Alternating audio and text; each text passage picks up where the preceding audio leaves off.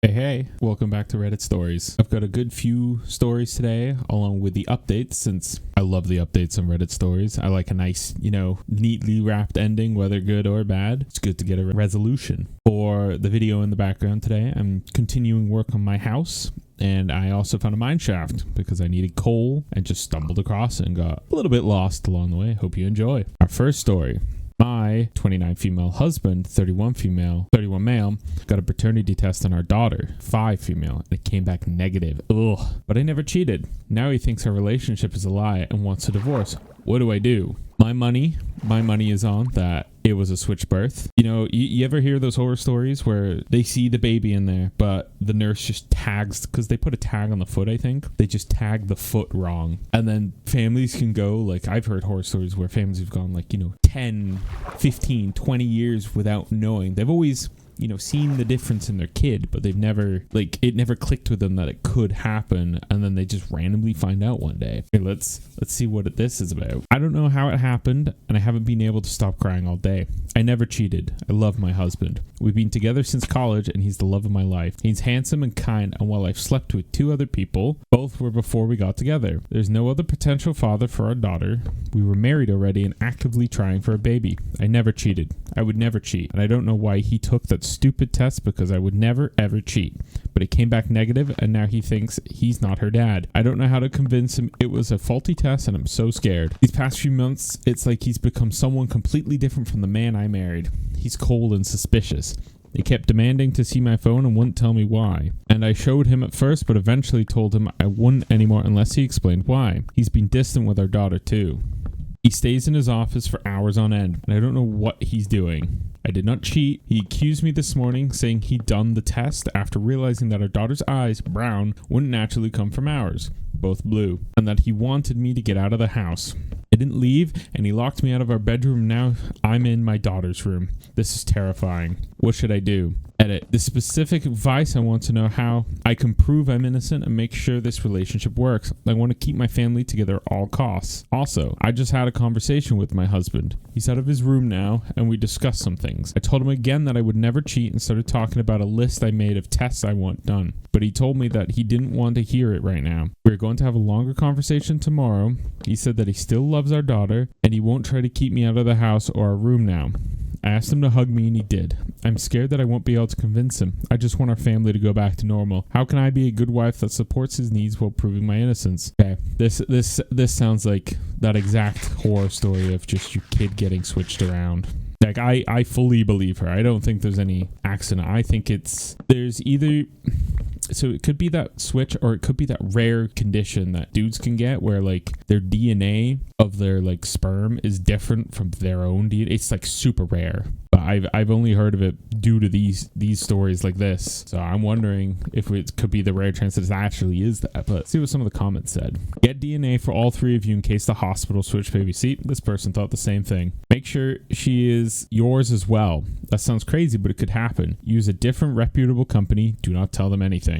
100%. Another one said, the only way you're going to prove you're innocent is to have your daughter test again. Also yourself. You should DNA test your daughter and make sure she's Okay, so yeah, same thing. Either he's lying and possibly faking the test results, most likely because he's cheating and or trying to leave you. B, you're lying. C, test results were mixed up or there's a serious error somewhere. Ooh, that's a good one. That he's lying because he wants to... Oh, I didn't even think of that. That if he's lying about the test because we don't know if she saw the test. So he could have just came up with it. He probably didn't even take a test. He just probably said that he did one. Oh, that's like serious levels of gaslighting to do that. I didn't even know if I was do or die if I could even do that. That's something else to be able to do that, but I'm curious to see what it is. Update. Hi everyone. First off, I wanted to thank everyone who reached out. My original post got so much attention, it was hard to get everything, but I ended up making a list of plans, the tests I want to get done. My husband was understandably distrustful of me for a while, but he apologized for the way he acted, which I didn't need, and said he wouldn't try to kick me out of our home.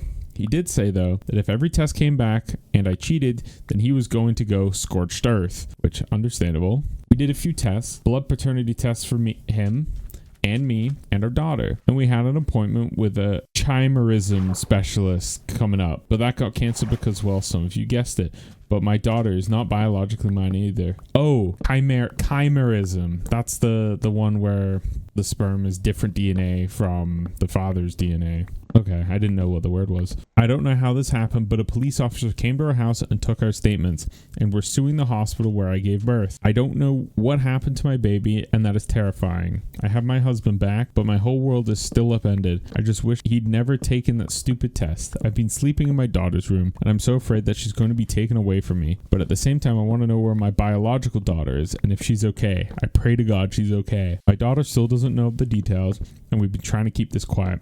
The last thing we need is a big scandal.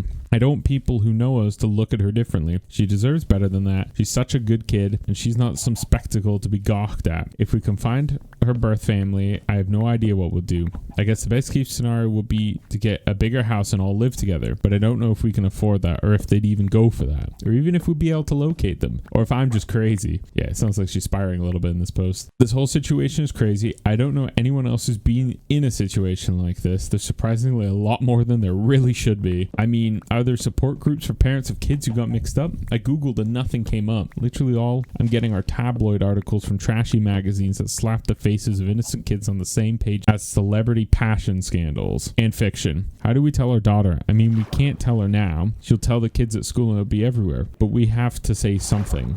I don't know what I ever did to deserve this. See what the comments say on this one. At least on the update. Usually in these situations, the children don't switch families, but the families come together with frequent visits. Sounds like a nightmare. All the best for you. OP said, that would be alright. I just hope I like the other family. Yeah, the other family could be rude. Who knows? Anything but olives when, oh my god, this is like out of a bad movie. I'm so sorry, OP, for all parties involved. I can't even begin to imagine the emotional upheaval your family is going through. OP said, I know. That's why I didn't want this getting out. My daughter does not need some slimeball paparazzi cameras on her. It's already hellish enough. Now, there is another update from basically the husband found a video, much like I'm doing right now, of this post and recognized it to be his wife. So he now wanted to post his perspective. So this is the perspective from him, which I've never actually seen this before. So this should be interesting. So I don't know how many of you have been down a self-doubt rabbit hole before, and it's not the most logical place to be. It's even less logical when you have a whole damn internet telling you that your wife is cheating and that she's planning to take the house and take you for all you're worth and never really loved you, and you always sort of thought she was too good for you anyway. So you end up seeing everything in a sign of infidelity, and then you get not one but 2 failed paternity tests on your daughter. When COVID happened, I got fat, I got depressed, I stopped feeling like a person. My wife stayed beautiful. She stayed herself. I was sure that she'd made a mistake, that she'd regret being with me. I started getting into some online groups, especially on Reddit, that were full of guys who'd been cheated on, lost custody, lost everything, and when someone said that his tip-off was that he and his wife both had blue eyes and their son had brown, felt stupid. I did not want to jump to conclusions, but when I made a post about my fears, everyone said that she was cheating. People said not to say anything because she'd use it to hide her cheating and get ahead of me in the divorce. I got the test and didn't really think it'd come back negative. Then it did.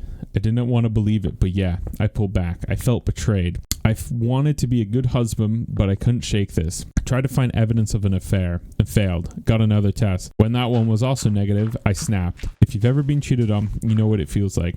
When my wife denied it, I got angrier. I just wanted her to leave. I didn't want to go through what everyone seemed to think was going to happen. I didn't want to lose custody of my kid. I didn't want to lose my house. I was scared and angry and wanted the truth. I felt like if she couldn't even be honest, there was no getting past this. I took a few hours to calm. When she came back with a list of tests to take, I tried to keep my cool. I tried to keep my cool for so long. I know I was wrong about the affair, but so is everyone else in my ear. My kid is genuinely not biological mine. I didn't immediately consider that switched at birth was an option. I've been through a messed up time. I don't think getting angry one time because I thought my wife cheated and was lying about it makes me a monster. OP added an edit to that, like the wife again. 1, she agrees he's not a monster, an abuser, anything of the sort, and doesn't like anybody saying that about her husband. And 2, she does not agree that he's fat. I love this man very much and have for ages, and we are not going to let the situation break our marriage. Thanks everyone for the help. Yeah, it was another case of switch. I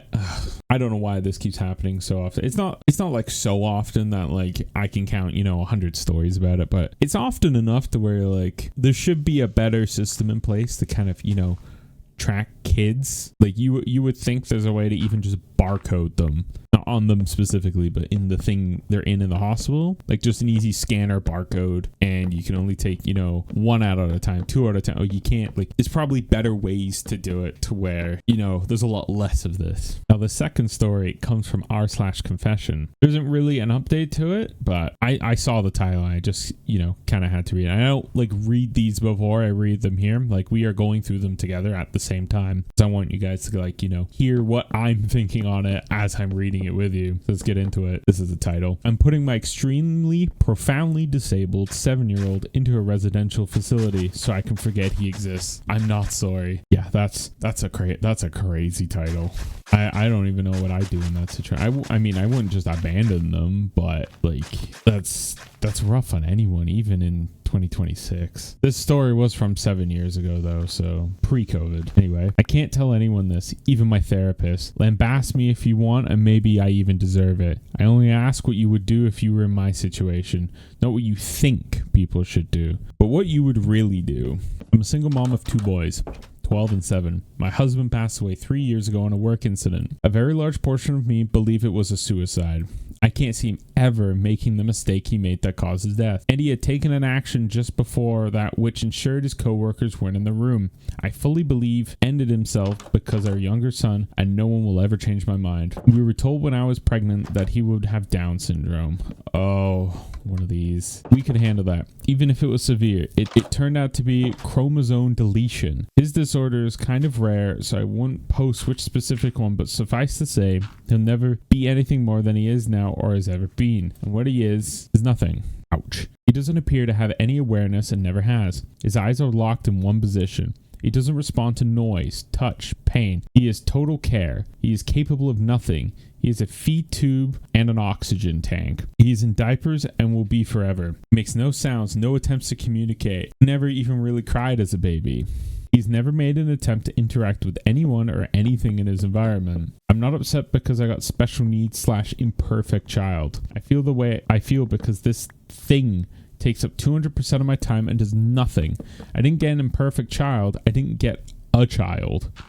I don't love him. He doesn't have any personality. There's nothing to love, and yet I'm responsible for him. In addition to his extreme delays, he's also medically fragile, respiratory crisis, fecal impactions. His autonomic nervous system doesn't function properly. Issues with his G-tube, infections, pressure sores no matter what we put him on or how we position him. Our older son has suffered because his non-existent brother has colored everything in his life. He's had medical care get delayed because there's only one of me and his brother is more critical. We do have a visiting home nurse, but only 20 hours a week, and we aren't eligible for more. I was starting law school. I gave up my dreams and my plan for my children for this potato. My older son can't do a lot of things he wants to because of the younger's need for care and appointments. The final straw was I heard a sound. I went into younger son's room to check, thinking he had forgotten how to breathe again. Saw older son hitting him and screaming, "You're why I don't have a mother. You're why I don't have a father. You're why I can't have friends over. You're why I can't be in sports. I didn't ask for you and I hope you die." I can't even imagine. I have nothing in my brain to base how I'd react to this. Got nothing. Instead of being horrified, I watched, and younger son just did not react. No signs of pain or fear or upset. No reaction at all. He breathes, but he's not alive. He doesn't know who I am. He doesn't know who older son is. He has no sense of self, life experience, or awareness of his surroundings. He doesn't need to be in my home. He doesn't know nor care where he is. He's genetically my son, but he is not my family. My previously abused, brain-damaged cat who can't walk straight has more personality and is far more lovable than my quote-unquote child. In fact, I was looking forward to raising a Downs baby, even one with severe impairments, for that reason. With disability comes gifts. This boy is not a gift. He's a genetic mistake. I probably should have miscarried and would have definitely terminated if I'd known he would be like this.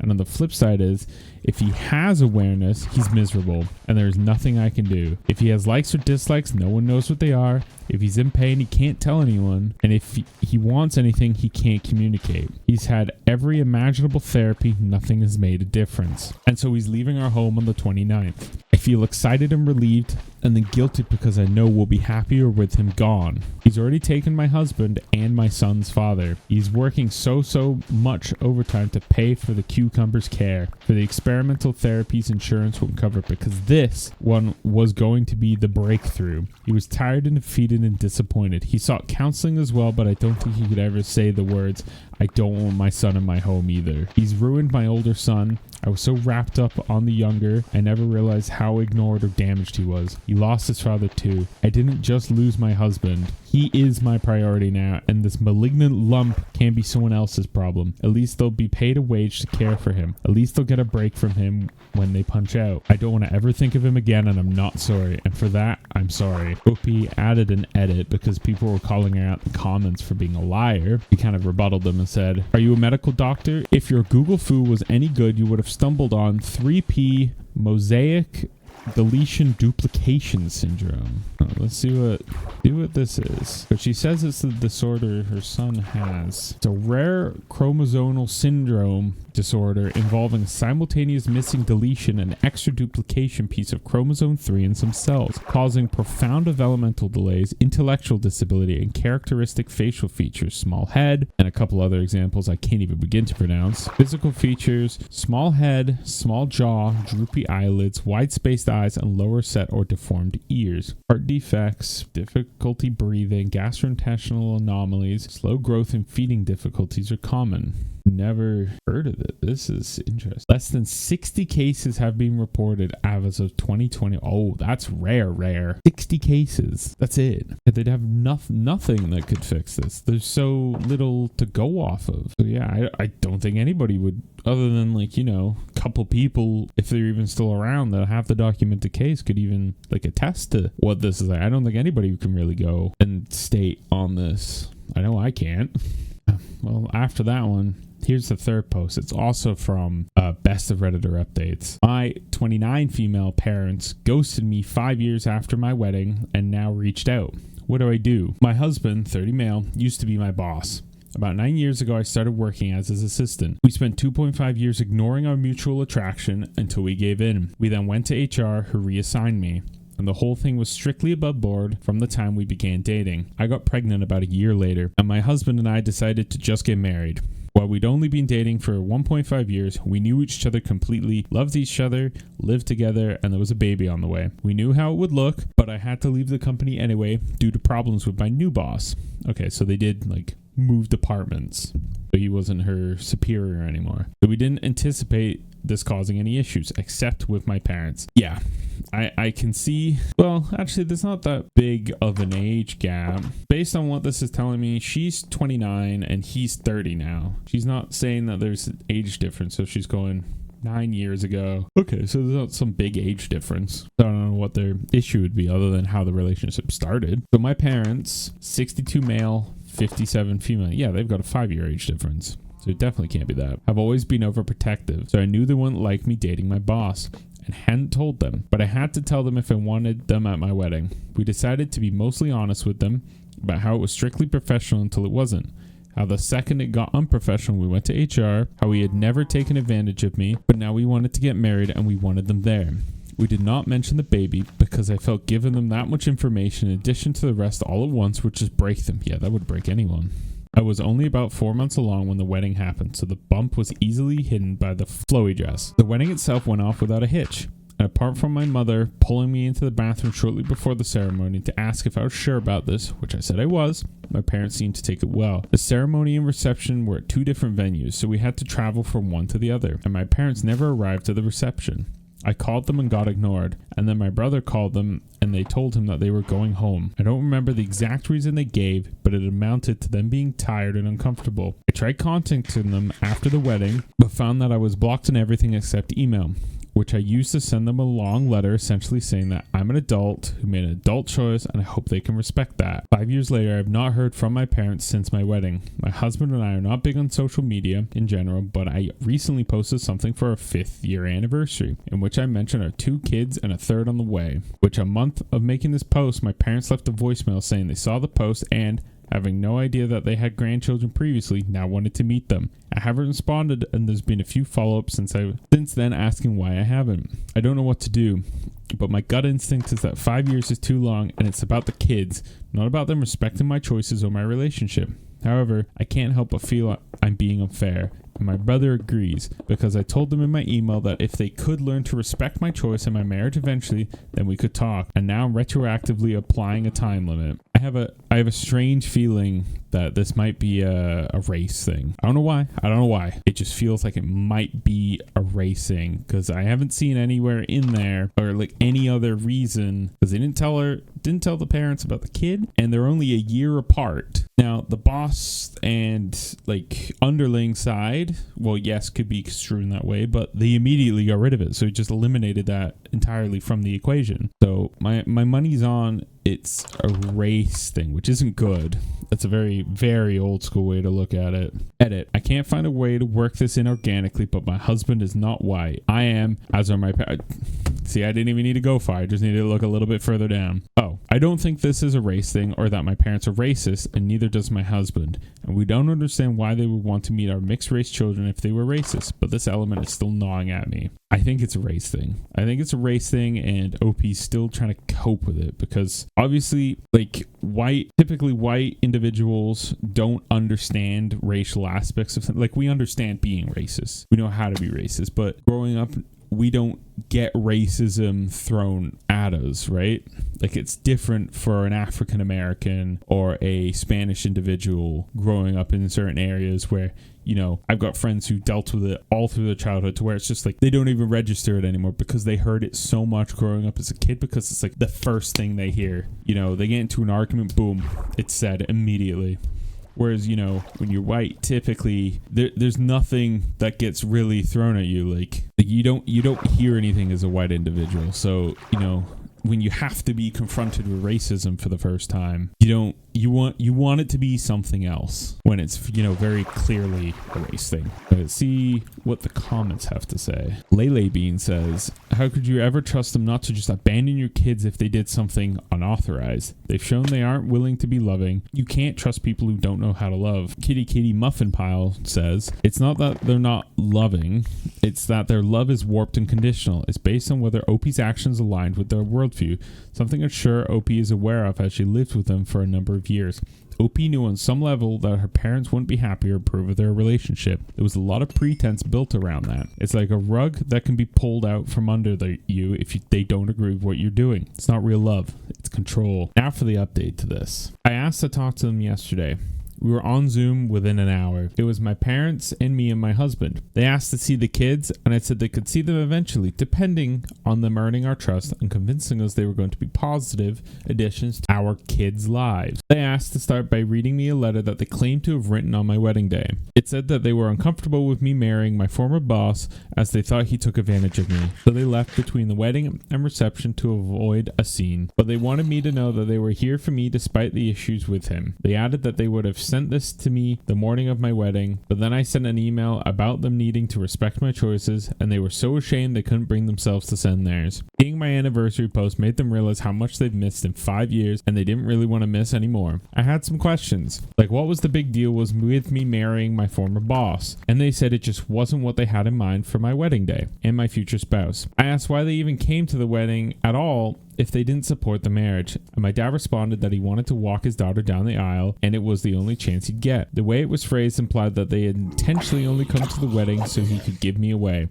and always planned to leave halfway. And because he said my daughter and didn't talk to me directly, it was pretty clear he's thinking about my older sister who passed away. Oh, sister passed away? I feel like I'm skipping a chapter here. My husband caught that too, and said that if they were talking about me, they should address me directly. Then added that if they had planned to leave, they should have told us and we wouldn't have invited them.